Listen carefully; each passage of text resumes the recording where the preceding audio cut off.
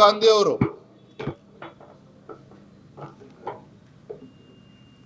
ಕೇಂದ್ರ ಸರ್ಕಾರ ಅಥವಾ ಭಾರತೀಯ ಜನತಾ ಪಾರ್ಟಿ ಕಳೆದ ಲೋಕಸಭಾ ಚುನಾವಣೆಯಲ್ಲಿ ಚುನಾವಣಾ ಆಯೋಗವನ್ನು ದುರ್ಬಳಕೆ ಮಾಡಿಕೊಂಡಿದೆ ಅಂತೇಳಿ ರಾಹುಲ್ ಗಾಂಧಿ ಅವರು ಆರೋಪವನ್ನು ಮಾಡಿದ್ದಾರೆ. ಚುನಾವಣಾ ಆಯೋಗದ ಮೇಲೆ ಆರೋಪವನ್ನು ಮಾಡಿದ್ದಾರೆ. ಇದಕ್ಕೆ ಈ ರಾಜ್ಯದ ಗೌರವಾನ್ವಿತ ಮುಖ್ಯಮಂತ್ರಿಗಳು ಸಿದ್ದರಾಮಯ್ಯನವರು, ಗೌರವಾನ್ವಿತ ಉಪಮುಖ್ಯಮಂತ್ರಿಗಳು DK ಶಿವಕುಮಾರ್ ಅವರು ಕೂಡ ಧ್ವನಿಗೂಡಿಸಿದ್ದಾರೆ. ಕನ್ನಡದಲ್ಲೊಂದು ಗಾದೆ ಇದೆ, ಎತ್ತಿಗೆ ಜ್ವರ ಬಂದರೆ ಎಮ್ಮೆಗೆ ಬರ ಇಟ್ಟರು ಅಂತೇಳಿ. ಹಾಗಾಗಿದೆ ಇವತ್ತು ಕಾಂಗ್ರೆಸ್ನವ್ರದ್ದು. ಸೋಲಿನ ಹತಾಶೆಯಿಂದ ಇವತ್ತು ರಾಹುಲ್ ಗಾಂಧಿ ಅವರ ಆದಿಯಾಗಿ ಒಂದು ಚುನಾವಣಾ ಆಯೋಗ ಅಂತ ಹೇಳಿದ್ರೆ ಸಂವಿಧಾನಿಕ ಒಂದು ಸಂಸ್ಥೆ. ಇಂಥ ಒಂದು ಸಂವಿಧಾನಿಕ ಸಂಸ್ಥೆ ಬಗ್ಗೆ ಒಂದು ಅನುಮಾನವನ್ನು ವ್ಯಕ್ತಪಡಿಸ್ತಕ್ಕಂಥದ್ದು,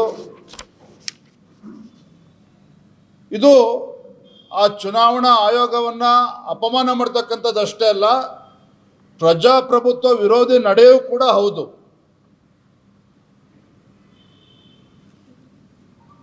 ನಾನಿವತ್ತು ರಾಜ್ಯದ ಮುಖ್ಯಮಂತ್ರಿಗಳು ಕೇಳೋದಕ್ಕೆ ಇಚ್ಛಪಡ್ತೇನೆ.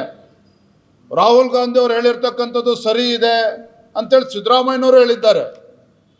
ರಾಹುಲ್ ಗಾಂಧಿ ಅವರು ಹೇಳಿರ್ತಕ್ಕಂಥದ್ದು ಸರಿ ಇದೆ, ಚುನಾವಣಾ ಆಯೋಗ ದುರ್ಬಳಕೆ ಆಗಿದೆ, ಅದಕ್ಕೆ ತನ್ನ ತಮ್ಮ DK ಸುರೇಶ್ ಅವರು ಕೂಡ ಲೋಕಸಭಾ ಚುನಾವಣೆ ಸೋತಿದ್ದಾರೆ ಅಂತೇಳಿ DK ಶಿವಕುಮಾರ್ ಅವರು ಕೂಡ ಹೇಳಿದ್ದಾರೆ.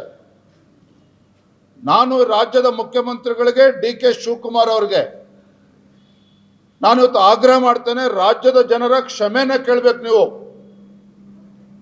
ಯಾಕೆ ಚುನಾವಣಾ ಆಯೋಗದ ದುರ್ಬಳಕೆನ ಮಾಡಿಕೊಂಡಿದ್ದೇ ಆಗಿದ್ದಿದ್ರೆ ಕಾಂಗ್ರೆಸ್ ಪಕ್ಷ ಯಾಕೆ ಇವತ್ತು ರಾಜ್ಯದಲ್ಲಿ ಅಧಿಕಾರಕ್ಕೆ ಬರ್ತಾ ಇತ್ತು 136 ಶಾಸಕರೊಂದಿಗೆ? ಕೇಂದ್ರ ಸರ್ಕಾರ ನರೇಂದ್ರ ಮೋದಿಜಿ ಭಾರತೀಯ ಜನತಾ ಪಾರ್ಟಿ ಚುನಾವಣಾ ಆಯೋಗದ ದುರ್ಬಳಕೆ ಮಾಡ್ಕೊಂಡಿದ್ದಿದ್ರೆ ನೀವು ಮುಖ್ಯಮಂತ್ರಿ ಆಗ್ತಿದ್ರು ಸಿದ್ದರಾಮಯ್ಯ ಇವತ್ತು ರಾಜ್ಯದಲ್ಲಿ. DK ಶಿವಕುಮಾರ್ ಉಪಮುಖ್ಯಮಂತ್ರಿ ಆಗಿ ಇವತ್ತು ಅಲ್ದಾಡ್ತಾ ಇದ್ರು ಇವತ್ತು ಕರ್ನಾಟಕ ರಾಜ್ಯದಲ್ಲಿ. ಇತ್ತೀಚೆಗೆ 3 ವಿಧಾನಸಭಾ ಉಪಚುನಾವಣೆಯಲ್ಲೂ ಕೂಡ ಗೆದ್ರಲ್ಲ, ಅವಾಗ ದುರ್ಬಳಕೆ ಆಗ್ಲಿಲ್ವ? ಹಾಗಾದ್ರೆ ಚುನಾವಣಾ ಆಯೋಗದಿಂದ ಅಥವಾ ಭಾರತೀಯ ಜನತಾ ಪಾರ್ಟಿ ಚುನಾವಣಾ ಆಯೋಗವನ್ನ ದುರ್ಬಳಕೆ ಮಾಡಿಕೊಳ್ಳಿಲ್ವ ಹಾಗಾದ್ರೆ? ಹಾಗಾಗಿ ರಾಹುಲ್ ಗಾಂಧಿ ಅವರ ಹೇಳಿಕೆ ಇರ್ಬೋದು, ಸಿದ್ದರಾಮಯ್ಯನವರ ಹೇಳಿಕೆ ಇರ್ಬೋದು, ಅಥವಾ DK ಶಿವಕುಮಾರ್ ಅವರ ಹೇಳಿಕೆ, ಇದು ಬಹಳ ಅಪಾಯಕಾರಿಯಾಗಿರ್ತಕ್ಕಂಥ ಬೆಳವಣಿಗೆ. ಕಾಂಗ್ರೆಸ್ ನಾಯಕರ ತುರ್ತು ಪರಿಸ್ಥಿತಿಯ ಏನು ಮೈಂಡ್ಸೆಟ್ ಇತ್ತು, ಮನಸ್ಥಿತಿ, ಅದು ಇವತ್ತಿಗೂ ಕೂಡ ಬದಲಾವಣೆ ಆಗಿಲ್ಲ ಅನ್ನೋದಕ್ಕೆ ಮತ್ತೊಂದು ನಿದರ್ಶನ ಇವತ್ತು ನೀಡಿರ್ತಕ್ಕಂಥದ್ದು. ಹಾಗಾಗಿ ಮಾನ್ಯ ಮುಖ್ಯಮಂತ್ರಿಗಳಿಗೆ DK ಶಿವಕುಮಾರ್ ಅವ್ರನ್ನ ಆಗ್ರಹ ಮಾಡ್ತೇನೆ, DK ಶಿವಕುಮಾರ್ ಅವರು ಕೂಡ ನಾಡಿನ ಜನತೆಯ ಕ್ಷಮೆಯನ್ನು ಕೇಳಬೇಕು, ಮುಖ್ಯಮಂತ್ರಿಗಳು ಕೂಡ ಈ ರಾಜ್ಯದ ಜನರ ಕ್ಷಮೆಯನ್ನು ಕೇಳಬೇಕು. ಈಗಾಗಲೇ ಬಿಹಾರ್ ಮತದಾರರ ಪಟ್ಟಿಯ ಪರಿಷ್ಕರಣೆ ಬಗ್ಗೆ ಈಗಾಗಲೇ ಸುಪ್ರೀಂ ಕೋರ್ಟಲ್ಲಿ ಚರ್ಚೆ ನಡೀತಾ ಇದೆ, ಆಲ್ಟರ್ನೇಟಿವ್ಸ್ ಚರ್ಚೆ ನಡೀತಾ ಇದೆ ಸುಪ್ರೀಂ ಕೋರ್ಟ್ನಲ್ಲಿ.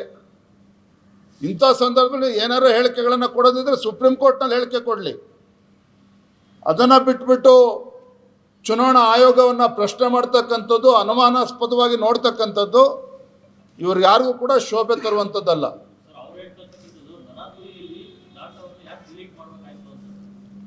ನೋಡಿ, ಅದಕ್ಕೆ ನಾನಾ ಕಾರಣಗಳಿದ್ದಾವೆ, ಎಲ್ಲವೂ ಕೂಡ ಸುಪ್ರೀಂ ಕೋರ್ಟಲ್ಲಿ ಚರ್ಚೆ ನಡೀತಾ ಇದೆ.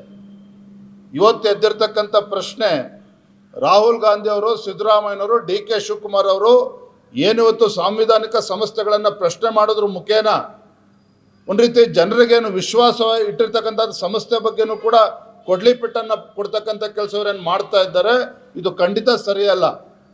ಹಾಗಾಗಿ ನಾನು ಹೇಳಿದ್ದು, ನಿಮ್ಗೆ ಆ ರೀತಿ ದುರ್ಬಳಕೆ ಆಗಿದೆ ಅಂತೇಳಿ ನೀವು ರಾಜ್ಯದಲ್ಲಿ ಇವತ್ತು ಕಾಂಗ್ರೆಸ್ ಸರ್ಕಾರ ಅಧಿಕಾರಕ್ಕೆ ಬರ್ತಿತ್ತು, ಹಾಗಾದರೆ ಸಿದ್ದರಾಮಯ್ಯವರು ಮುಖ್ಯಮಂತ್ರಿ ಆಗ್ತಿದ್ರ? ಇದಕ್ಕೆ ಪ್ರಶ್ನೆ ಕೊಡಲಿ ಅವರು, ಇದಕ್ಕೆ ಉತ್ತರ ಕೊಡಲಿ ಅವರು. ಎಲೆಕ್ಷನ್ ಕಮಿಷನ್ ಕೊಟ್ಟಿದೆ, ಈಗ ನೋಟಿಸ್ ಬಾಕಿ ಇರೋ ಕಾರಣದಿಂದಾಗಿ ಕರ್ನಾಟಕದ ಮೇಲೆ ಕಾಮೆಂಟ್ ಮಾಡಿದ್ರು ರಾಹುಲ್ ಗಾಂಧಿ.